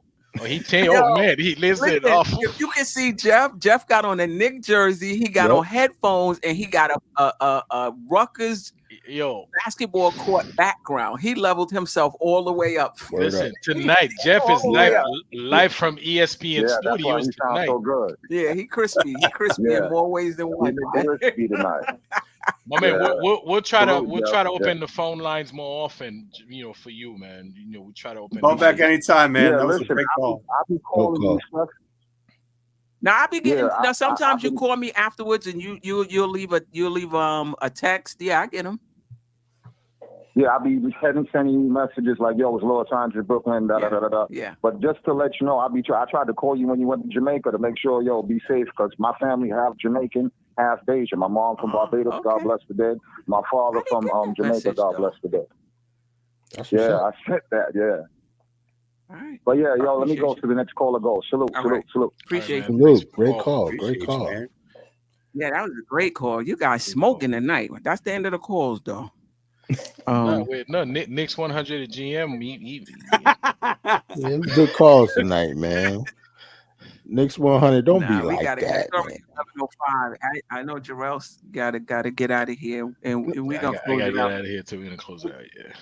Yeah. Briefly, what you want to see against Indiana before we get out of here? A win. Right? Win. Just a win. Like I don't care how it happens. It's just a win. That's all. Aside from a win, I want to see defense, man. I'm not trying to have none of them little Indiana folks coming up in here, and I'm not having that. Listen, Boston's the champions. Okay, all right. They beat us down. Okay, no problem. But I'm not trying to have the Pacers, man. Like, I can't digest those guys. So we need to win, and we need to play defense. Yeah. And with them, it's not just defending the three, it's defending them in transition too, because they'll leak out as well and get easy baskets. So you got to defend in transition first, and then continue that in the half court, as well. Geoff, anything you're looking for? Actually, I'm interested in how the offense works. I'd love to see what's going on with OG, and hopefully Bridges second half kind of transitions over, and he gets going from the get-go. But I kind of think it's going to be different. I think it's going to be home. We don't usually put up two stinkers in a row under Tibbs. We usually, have a tough practice and he whips them into shape. And I expect him to come out focused and high energy on defense, and hopefully we get where we make a bunch of shots, because that's what they did to us in the game 7 too. Was the best shooting percentage game in the history of the playoffs. So we've kind of gotten the short end of the stick statistically two times in a row. So maybe go our way this time. All right, Jerrell. No, just win. I don't know if I agree with Addy to talk about he just want to see defense. If it's a high scoring game and we still win, I'll take it. Addy. No, I said I agree with your win, but okay. But aside from that, I want to see a better defensive effort. Yeah, from them. I think it'll be. I think so.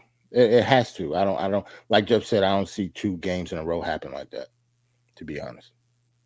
But I think the NBA is funny, ain't it?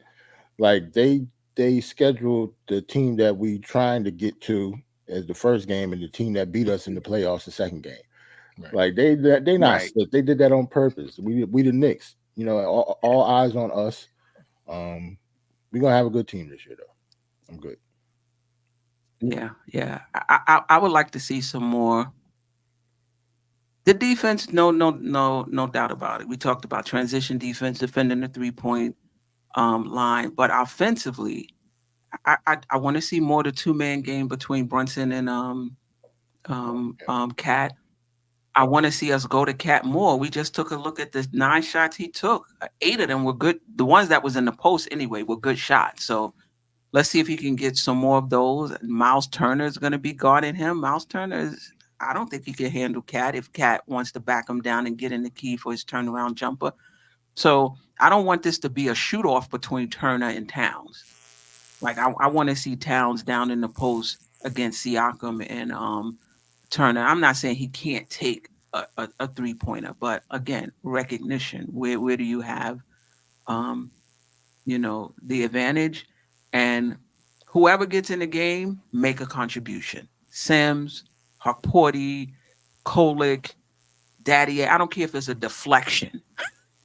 Make some sort of contribution when you get in the game. We're down players.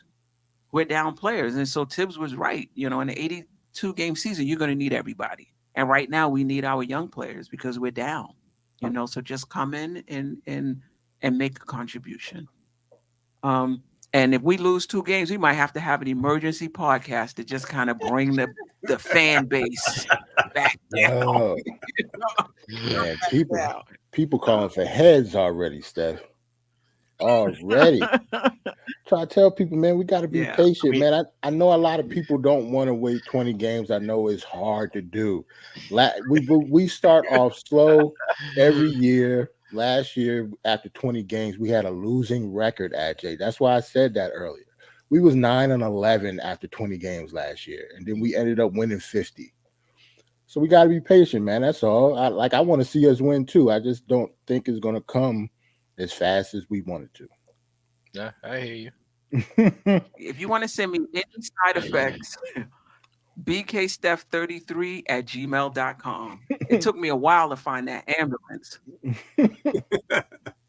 We like the ambulance though, Steph. I love it. I love it. I had to search for the right. It was about 10 of them. I had to get that right one. Queen, I'm sorry. Like, and until we get tired of it, man. Every time we mention OG, I want to hear that little thing. I want to hear it. That's his theme song. That's his theme sound. His shot needed the ambulance too last game. Not just him. The poll was, we got 102 votes for the poll. Hopefully we got 102 likes, but we got 102 votes for the poll. What's the vibe, family? And 72% said trust in the process. 27% said panicked. We're gonna be fine. We're gonna be fine.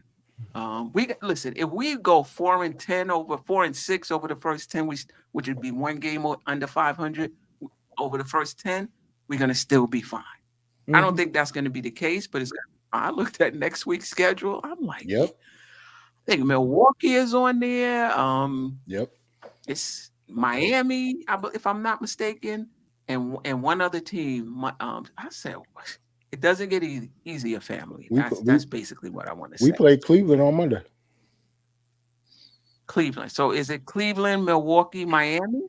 Nah, I think it's Cleveland, Milwaukee. Like, it doesn't get easier. After the Pacers on Friday, it's Cleveland on Monday, the Heat on Wednesday, and then the Pistons on Friday. But then after that, it's the Rockets, the Hawks, the Bucks, the Pacers again, the Sixers. Yeah. Okay. All right. Quick shout out to the chat. I'm not going to be able to get to everybody. Knicks 100 GM, Dorcosaurus Rex, Sharon Clyde, Lady D422 rolling up in the house. Appreciate you.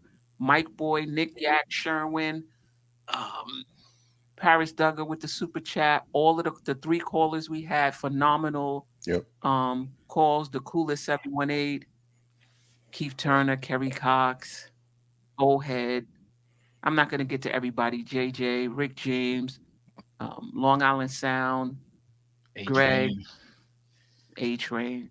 Appreciate all. I always appreciate everybody that dropped by, but I definitely appreciate the ladies when they drop by. I appreciate you for supporting Wiz, definitely, and those with the super chat. Thank you so much for supporting the channel. We might do a show with like 99-cent comments. Like, we're not reading any chats unless it's 99 cent or above. Yeah, and quick thing, we still a few people are still holding back on the like. So on the way out, hit you'll hit that like button. And there's one comment I just wanted to post, Queen. Just one. Okay.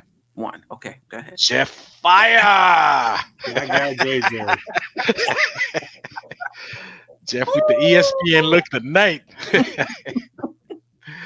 Yeah, shout out to the chat, man. This chat is they're hilarious sometimes. Jeff just took it to another level. We appreciate you. Ajay, you next. You're gonna have to go to Home Depot. Yo, I know, man. I'm gonna have to up my game. Because somebody might still buzzing, and it ain't mine. So I think it might be Ajay. You next, bro. Look at all the look at all the nice backgrounds, man. I'm like, I got that corner, I got that thing behind me there. I'm like, gotta do something. But you could man. probably hang a banner. You could probably hang a banner cat corner behind you, and it'll cover up the the corner. Not that you need to cover up the corner, but if you can, you could kind of like put it like across that way. He could get a green screen just like that. Yeah. he could Ajay, all right, man. Yeah. He just don't want to do nothing. I will though. I will. I'm just being lazy.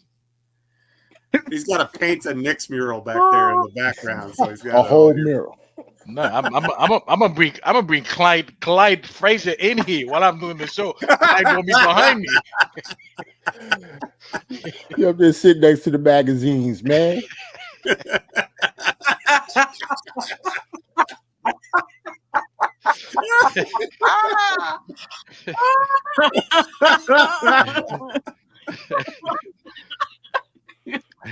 Oh my God! He said you getting the check off. That's what you had.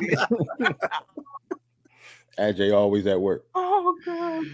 That's funny. Yeah. Yeah, Lady D422, from your lips to God ears. I think I'm probably the only one on the panel that would like to, that's high on Shem and would like to see him come back. But I don't know if the Knicks can wait for him, just given the state of our roster right now. Yeah, that shoulder looked crazy. How long is it going to take him to come back?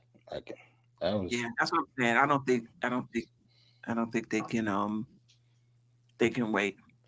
Anyway, until next time, I'll be back Saturday morning with the game recap show. Sunday, I should be back with my cutting room floor podcast. I think I'm going to do it on YouTube. And like I said, download the audio.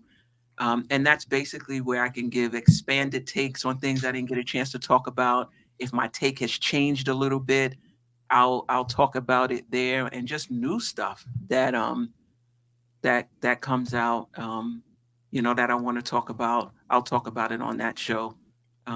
Cutting Room Floor Podcast, Sundays, 10-ish, maybe noonish, Sunday-ish, depending on Sunday-ish. Okay. But Jerrell, Ajay, Geoff, I appreciate you. There's no channel without the panel. Jerrell been holding me down from the beginning, then Ajay, and then Geoff just came and leveled up the show as well. So I appreciate all of you. And Monday, Queen's Court, me, Geoff, Tony Crow from Knicks and Bruises, and Lady and the Chef from the Two Knicks Chicks. So check us out Mondays on the Nothing But Knicks channel. We all over the place right now. We all over the place. All right. Are we going on Until early next time, because of the Cavs game then on Monday? Yeah, we play on Monday. Yeah. So Queen's Court should be 6 p.m. if Sim is not hosting a pregame show. So he said he'll let me know because his schedule fluctuates as well. Yeah. Right. All right, fam? Yeah. All right. Until next time. Until Sister, you one of a kind. Yes. Sister, it's time you That's her. shine. Dope Soul. Where you at? Where you at?